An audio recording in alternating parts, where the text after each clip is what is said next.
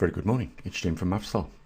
It's Saturday, guys, and I was just looking at the videos that I'd put up recently on YouTube, and my attention was drawn to something. Before I say it, observant person, are you able to spot certain trends if they are occurring? If so, let me give you just a few seconds to have a look at these videos, more in particular the views, and ask yourself the question, what's the likelihood of those numbers being those numbers? Have a look.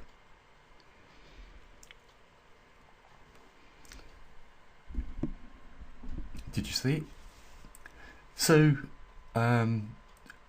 yesterday I did a video and it received 568 views, and the day before that I did a video and it also received 568 views.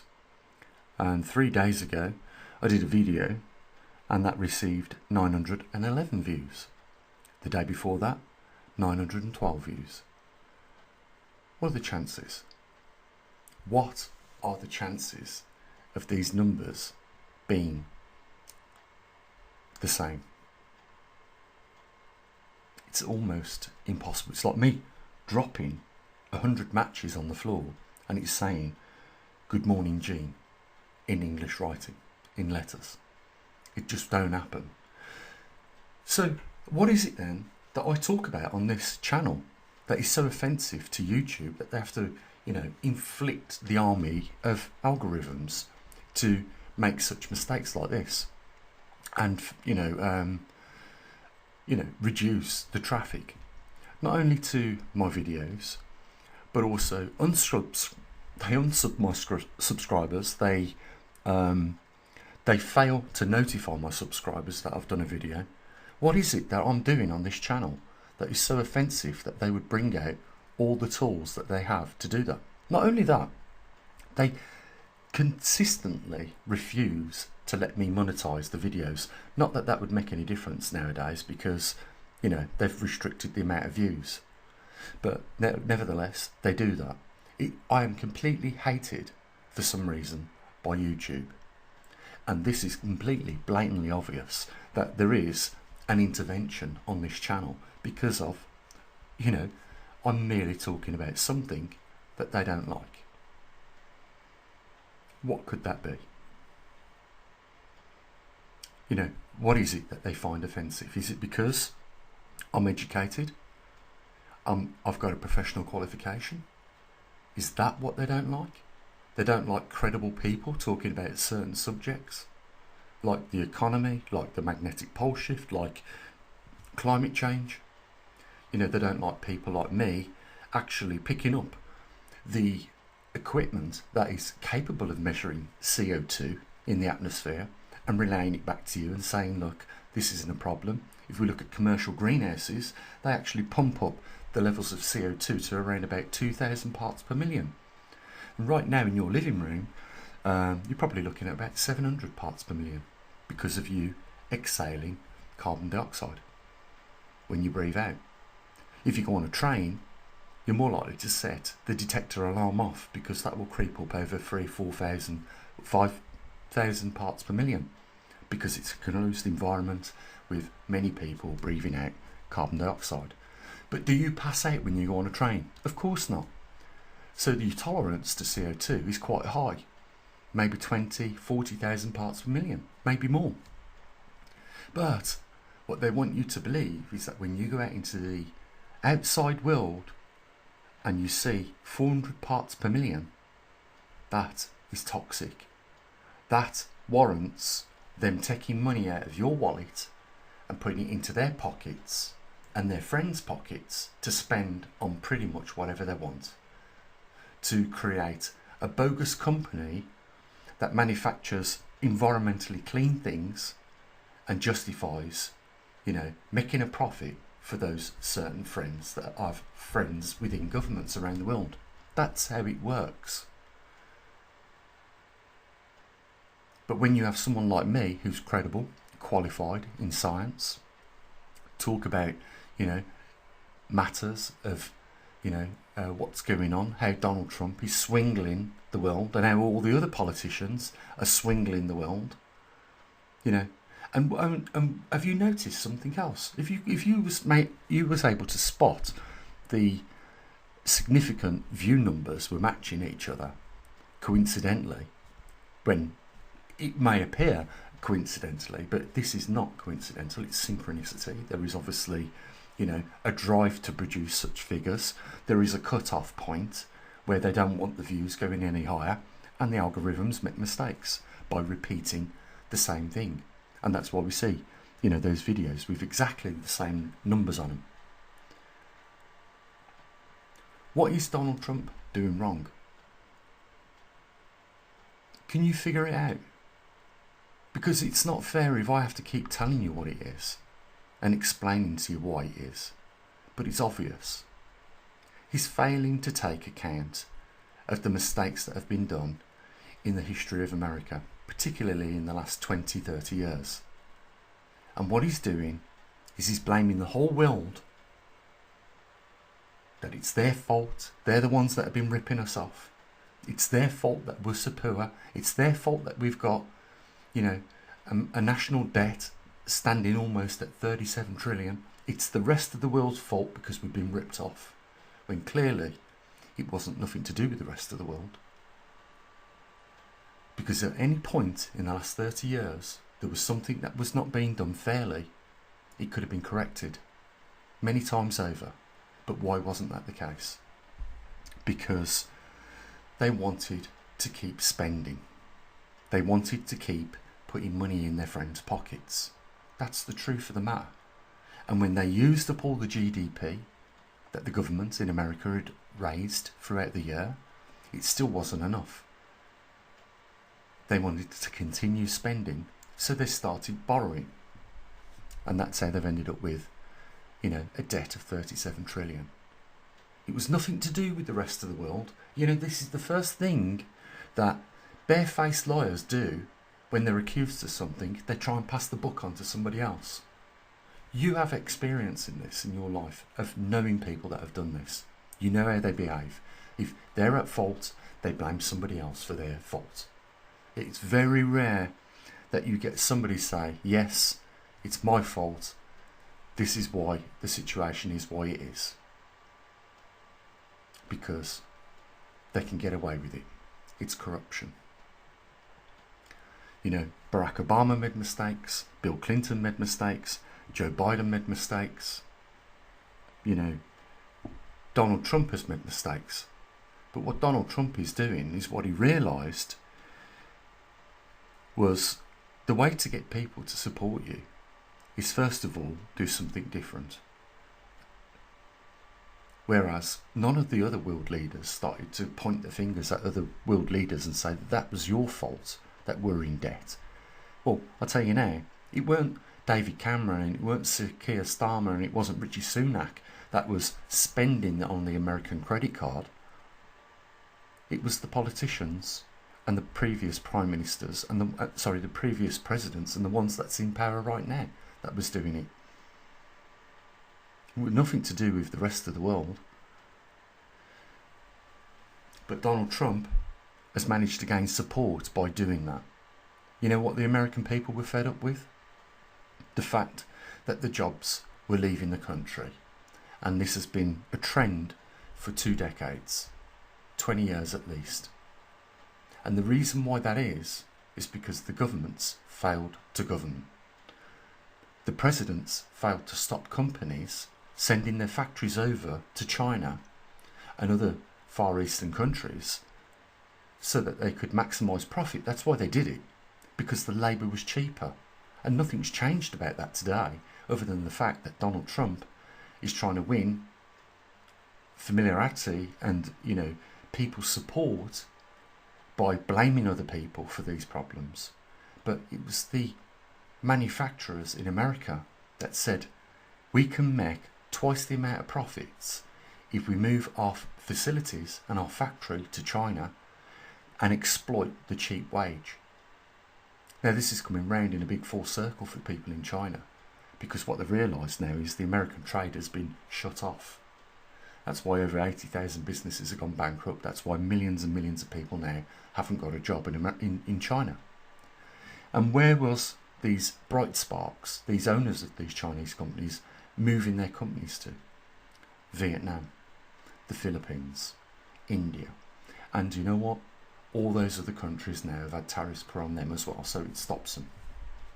And now what do? Well, what's left? What will happen now in America? Do you think that the Chinese companies are going to bring their businesses to America to avoid tariffs? No, and I'll tell you why that is. It's because Donald Trump cannot keep his word for more than a month on tariffs. Look what he did with Mexico and Canada, for instance. He put 25% tariffs on them, and then he reduced it to 10%.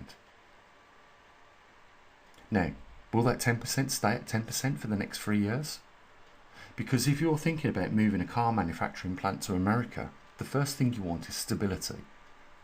You want stability in tariffs, because there's no point bringing your car manufacturing plant, which takes 2 years to set up, and set that up in America, when in 18 months' time, when the factory's nearly complete and all ready to go, Donald Trump says, I'm going to reduce the tariffs.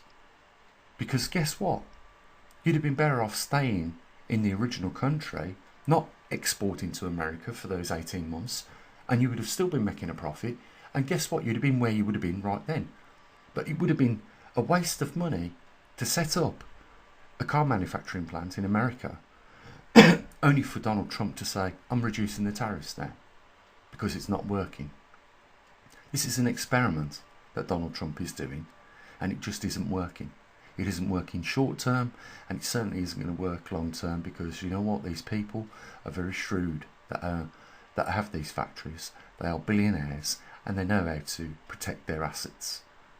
And when there is an uncertain market, they will not be spending their money by any large means. They will not be moving their facilities to America.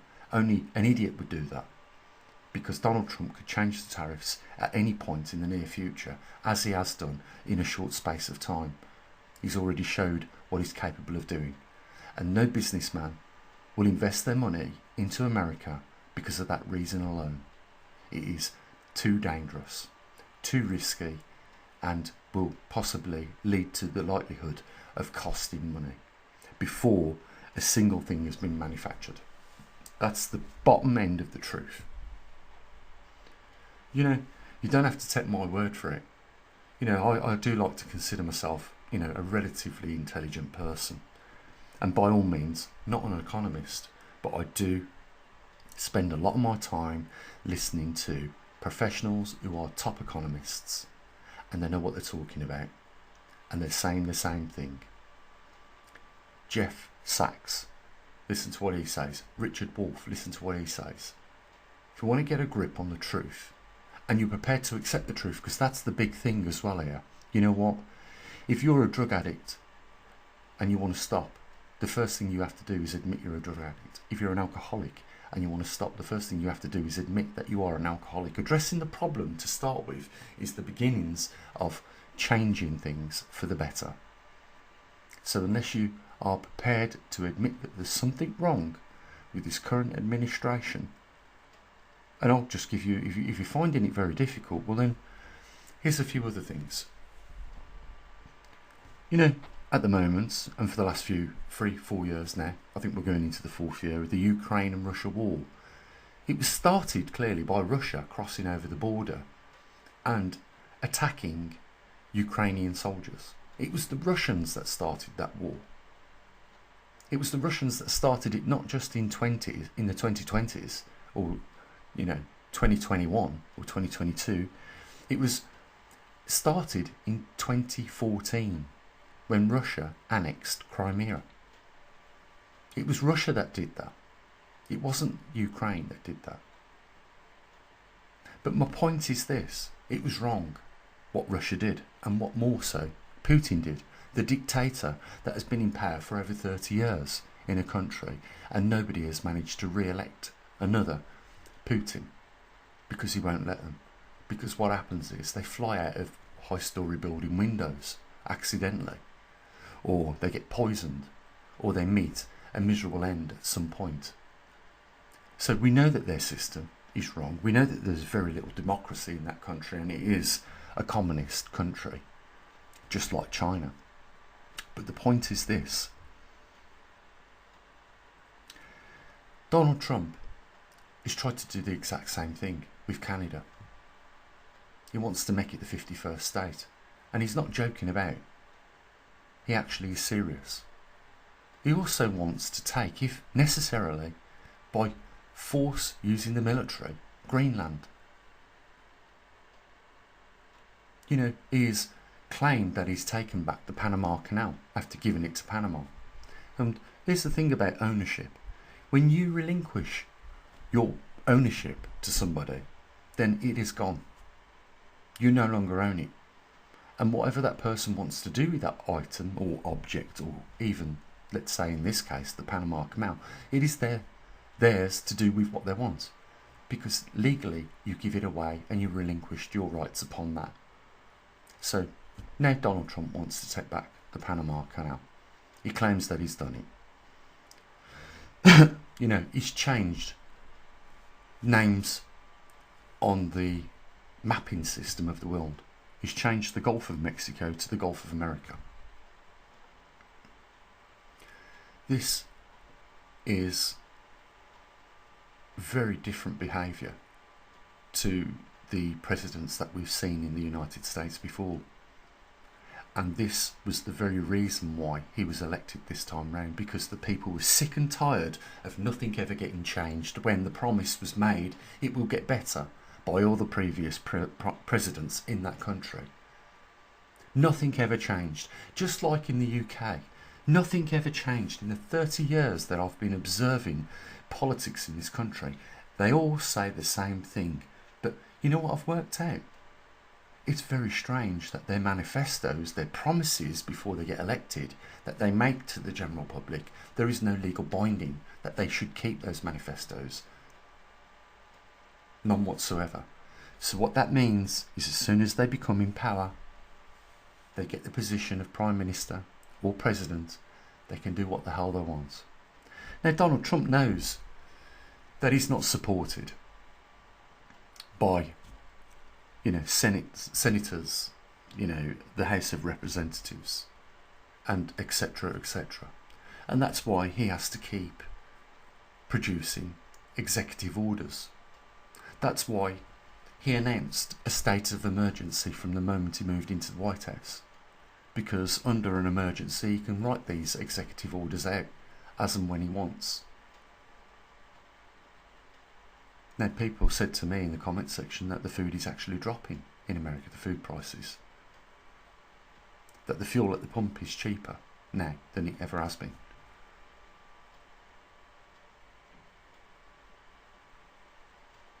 I find that hard to believe, I really do. Things need to change, and we need to wake up to this nonsense, because we keep getting fed the same old story over and over again, and nothing ever changes. And if you think all these big things that Donald Trump talks about and has talked about for nearly 100 days now are going to make any difference in the 4-year term that he's got, you might as well think again. Because Donald Trump knows this from day one, that it doesn't matter what he does whilst he's in power, because he's only in power for the next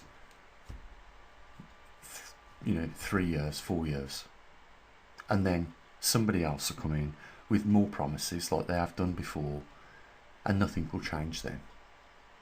And just like nothing changes over here in the UK, nothing will change in the USA unless there is something severe. What do I mean by that? Well, I think that the time is coming and rapidly approaching for a time of revolution. We need to overthrow the governments that are in place right now, change them for something else, because this clearly is not working. One party wins 1 year, and then the next time the elections are up for a renewal and other parties come in, but they all blame each other. They never take responsibility, and they never come up with something new and say, this is the plan of action, this is what is going to be executed. And if it's not, then we will allow the public to throw us out if we do not deliver. This is the plan, and it will be stuck to, and it will achieve this. If that's what you like to hear and that's what you believe would be the benefit, then vote for us. If not, then don't. You won't hear them say that, because Donald Trump doesn't give a shit about the working class or the middle class, just like Sir Keir Starmer doesn't. Sir Keir Starmer's the biggest coward I've ever known in the world, ever, in history. He is the guy that went after pensioners' heating allowance during winter, during, a food crisis and a cost of living crisis. And then this year, he's gone after the disabled people. Can you believe that? And these are the weakest people in our society. And these are the people that he's going after first. They're easy pickings, low-hanging fruit, as they say. And Donald Trump is no better.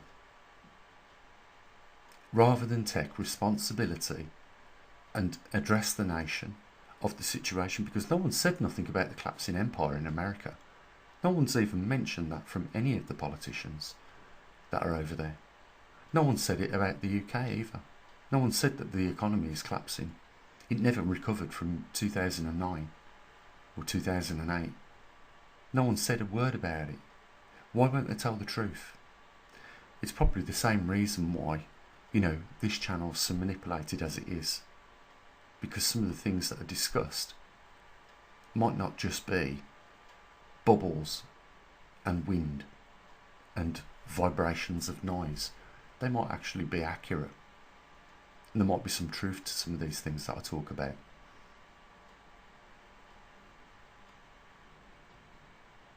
There needs to be something else, and that something else is not being given to us right now. Right now, it's being given to the billionaires and the millionaires. But it certainly ain't being given to the 98% of us. We are being ill-treated and abused by these people. And it's been going on for way too long that we've become normalised to it. And when they talk to us, we're pacified by their words. You think about that today and give it some thought. There's a link down there if you want to help support us. I don't know what's happened. We've got 58,000, 59,000 people here. It doesn't take a rocket scientist to work out that a small amount of those people supporting this channel could make a big difference. The link is down there. Become one of our patrons. I say what I usually do. As always, bye for now.